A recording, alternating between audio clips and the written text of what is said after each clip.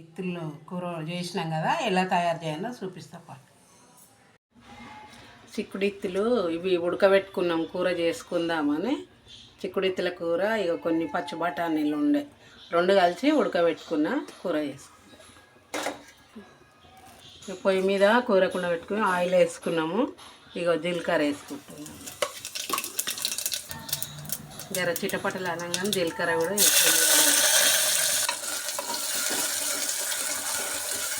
పచ్చిమిరపకాయలు, కలమాకు అవి వేసుకో. ఇక కొన్ని పచ్చిమిరపకాయలు, ఇక సాల్ట్ కొద్దిగా వేసుకో తొందరగా. పేస్ట్, ఇక పసుపు కూడా వేసుకోవాలి.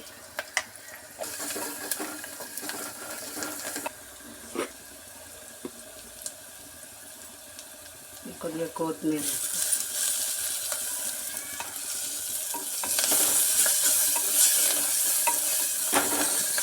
టమాటాలు వేసుకోవాలి. ఇప్పుడు వేసుకొని ఇంకెంతసేపు చిమ్ములా మగ్గాలి.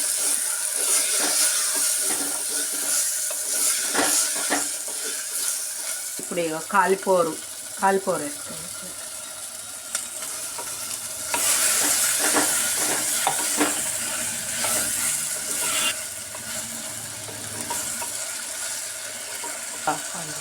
మూత పెట్టుకోవాలి, నూనెలో ఉడకాలి. ఇప్పుడు చిక్కుడుకాయ ఇత్తులు ఇవి ఉడకబెట్టుకున్నాం కదా, వేసుకోవాలి.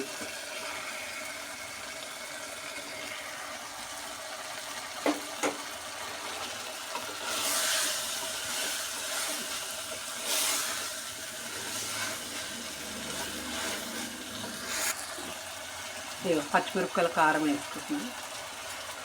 ఇట్లా అయితే టేస్ట్ ఉంటుందని.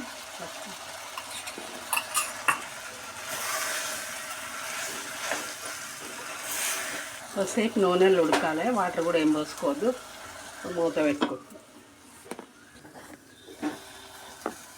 కొద్దిగా వాటర్ పోసుకోవాలి.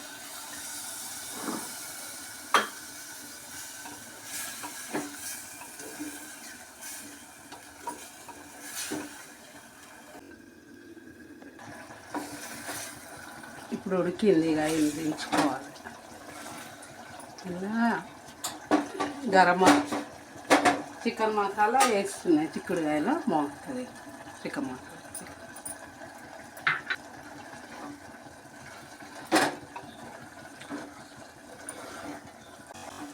అయింది బయట, ఇక దించుకుంటా.